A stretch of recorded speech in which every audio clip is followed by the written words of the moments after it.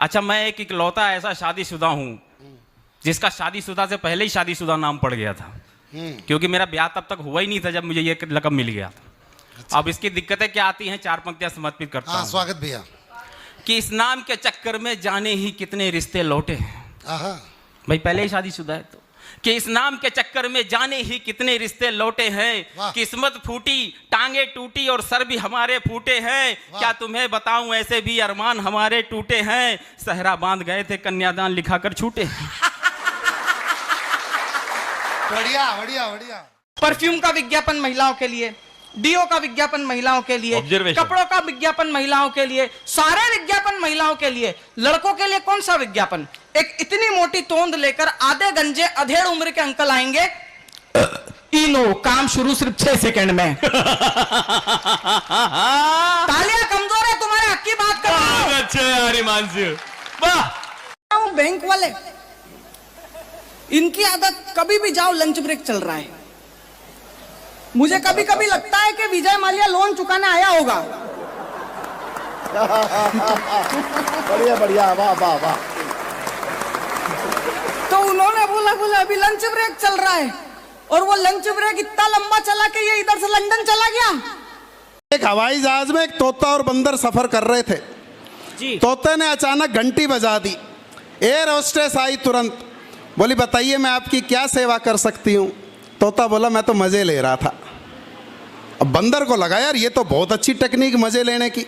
बंदर ने भी घंटी बजा दी। एयर होस्टेस फिर आई, बोली हाँ जी बताइए मैं आपकी क्या सेवा कर सकती हूँ। बंदर बोला जी मैं तो मज़े ले रहा था।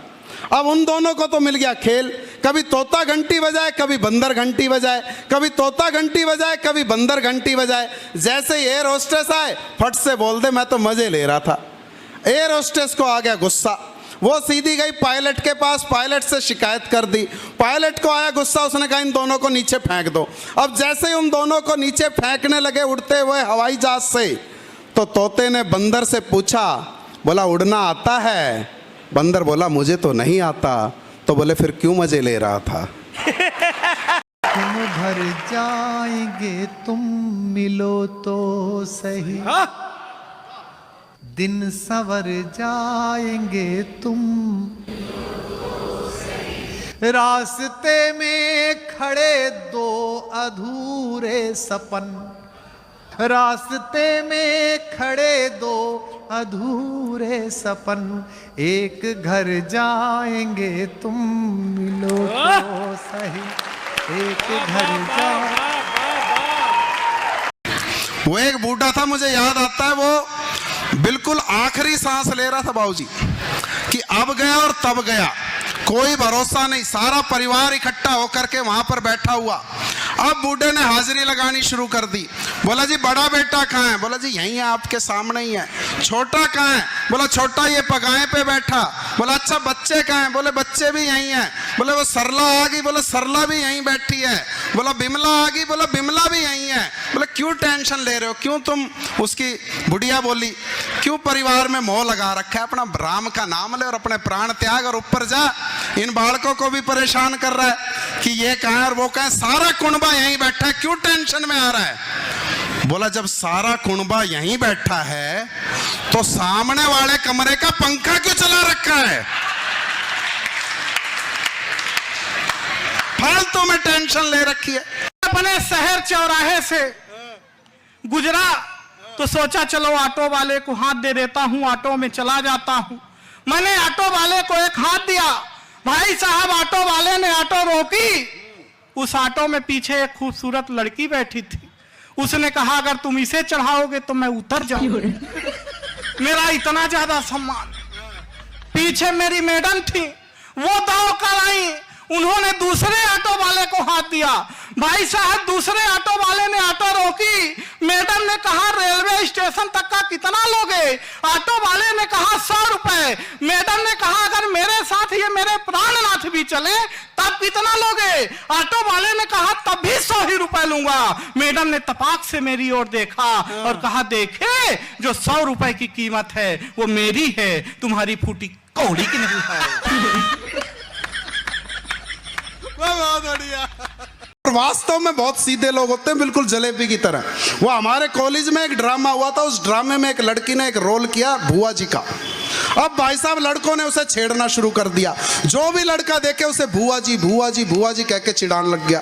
अब वो लड़की गई प्रिंसिपल के पास, प्रिंसिपल से शिकायत कर दी, बोला जी मैं कॉलेज छोड़ के जा रही हूँ, सारे लड़के मुझे भुआ जी कह के चिढ़ाते हैं। प्रिंसिपल बोला कोई बात नहीं बेटा, मैं समझाता हूँ सबको। सारे लड़कों को इकट्ठा किया हॉल में, प्रिंसिपल उस लड़की को लेकर के आए, बोला भाई जो भी लड़का इसको भुआ जी बोलता खड़े हो जाओ। भाई साहब सारे खड़े हो गए, सारे के सारे खड़े हो गए, एक बैठा रहा चुपचाप शर्म से गर्दन झुकाए। प्रिंसिपल को लगा यार चलो एक में तो संस्कार जिंदा हैं। बोला शाबाश बेटा, तुम इन सबको बताओ कि तुम इस लड़की को भुआ जी क्यों नहीं कहते हो। बोला जी मैं इन सबका फूफा लागू कि सीधे साधे लोग जहां। अच्छा, पत्नी की एक और इच्छा रहती है मुकेश भैया कि घुमाने ले चलो, छुट्टी का दिन हो, आदमी और मैडम ने जिस तरह से समर्थन किया है, मुझे लगता है आपके पति को मैं प्रणाम करना चाहता हूं जहां कहीं भी बैठे हों। हाँ जी, देखिए पत्नी की इच्छा रहती है कि घुमाने ले चलो, और आप मान लो अपनी बची खुची सैलरी टैक्स कटने के बाद जो बचती है, व्यापार के बाद जो बच जाता है प्रॉफिट, उसके बाद अगर आप उसको घुमाने लेकर जाओ तो लेकर जाओ कहां, समस्या ये है। अगर आप उसको मान लो कहीं समुद्र किनारे ले जाओ तो वो कहेगी टैनिंग हो जाती है। अगर आप उसको हिल स्टेशन पर ले जाओ तो वो कहेगी वोमिटिंग सेंसेशन होती है। अगर उसको आप बाजार में ले जाओ तो कहेगी कहां भीड़ भरी जगह ले आए, किसी सुकून की जगह ले आओ। पर मैंने इसका समाधान निकाल लिया है, मैं उसको ले गया शमशान घाट। वो बोली शमशान घाट यहां क्यों लेकर आए हो? मैंने कहा पगली, लोग मरते हैं यहां आने के लिए। अच्छा, पत्नी की एक और इच्छा रहती है मुकेश भैया कि घुमाने ले चलो, छुट्टी का दिन हो, आदमी और मैडम ने जिस तरह से समर्थन किया है, मुझे लगता है आपके पति को मैं प्रणाम करना चाहता हूं जहां कहीं भी बैठे हों। हाँ जी, देखिए पत्नी की इच्छा रहती है कि घुमाने ले चलो, और आप मान लो अपनी बची खुची सैलरी टैक्स कटने के बाद जो बचती है, व्यापार के बाद जो बच जाता है प्रॉफिट, उसके बाद अगर आप उसको घुमाने लेकर जाओ तो लेकर जाओ कहां, समस्या ये है। अगर आप उसको मान लो कहीं समुद्र किनारे ले जाओ तो वो कहेगी टैनिंग हो जाती है। अगर आप उसको हिल स्टेशन पर ले जाओ तो वो कहेगी वोमिटिंग सेंसेशन होती है। अगर उसको आप बाजार में ले जाओ तो वो कहेगी कहां भीड़ भरी जगह ले आए, किसी सुकून की जगह ले आओ।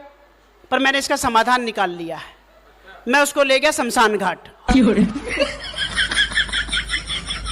वो बोली शमशान घाट यहां क्यों लेकर आए हो? मैंने कहा पगली, लोग मरते हैं यहां आने के लिए। रिश्ता फिक्स करा दिया, हम लोग देखने गए तो ये अमित भी वहां देखने गया। तो अब लड़की इसको देख रही है, लड़की को देख रहा, दोनों कुछ बोल ही नहीं रहे। तो मैंने बात छेड़ी, मैंने कहा ऐसा करो यार, तुम दोनों लोग बैठे ही रहोगे, ये मॉडर्न जमाना है, जाओ कमरे में 2 मिनट बात करो, पूरी जिंदगी भर का मसला है, शादी होनी है। तो साहब ये कमरे में गया लड़की के साथ, वहां एक बढ़िया सी फोटो टंगी थी।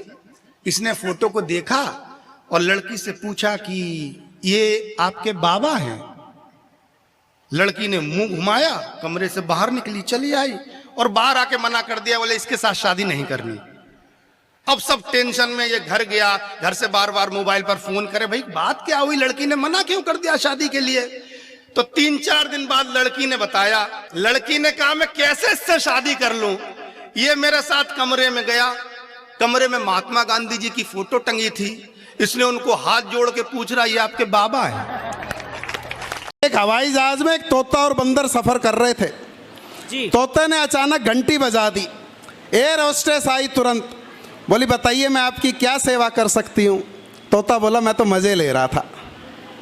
अब बंदर को लगा यार ये तो बहुत अच्छी टेक्निक मजे लेने की। बंदर ने भी घंटी बजा दी।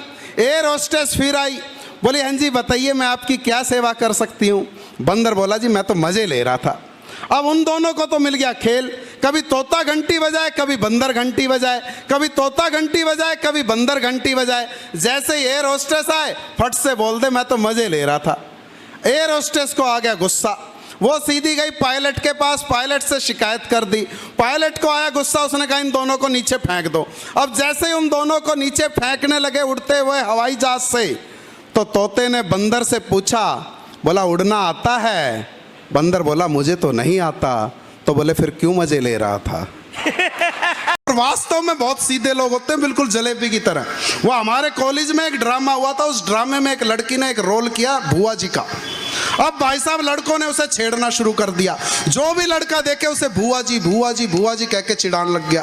अब वो लड़की गई प्रिंसिपल के पास, प्रिंसिपल से शिकायत कर दी, बोला जी मैं कॉलेज छोड़ के जा रही हूँ, सारे लड़के मुझे भुआ जी कह के चिढ़ाते हैं। प्रिंसिपल बोला कोई बात नहीं बेटा, मैं समझाता हूँ सबको। सारे लड़कों को इकट्ठा किया हॉल में, प्रिंसिपल उस लड़की को लेकर के आए, बोला भाई जो भी लड़का इसको भुआ जी बोलता खड़े हो जाओ।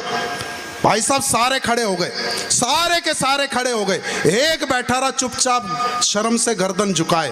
प्रिंसिपल को लगा यार चलो एक में तो संस्कार जिंदा हैं। बोला शाबाश बेटा, तुम इन सबको बताओ कि तुम इस लड़की को भुआ जी क्यों नहीं कहते हो। बोला जी मैं इन सबका फूफा लागू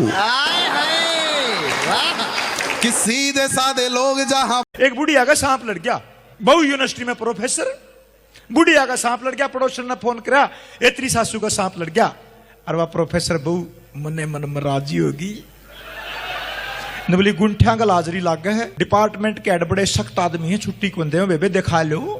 घंटे के पाछे बाज बाज के घंटी ले, बहू ने फिर फोन करा पड़ोसन तो राय मेरी सासू का के ज्ञान, ने बोला बेबे लीली पड़गी मर रहेगी। बहू फिर बाज बाज के पढ़ा, नहीं सोचा 12 बजे रिजल्ट आए लेगा। घंटे के पाछे फिर फोन करा आए मेरी सासू का के ज्ञान, पड़ोसन ने बोली पुंडरी ले गए थे, राम है डैंड बैद पा गया, जहर चूस लिया, तेरी सासू बच गई। खटोला बैठ के चाय पीन लाग रही है, और मास्टर ने बहू ने मरा माथा माथा है सारा सौदा मिलावट चाल पड़ी, ना तो पलड़े सांप रे ना पलड़ा जहर रहा।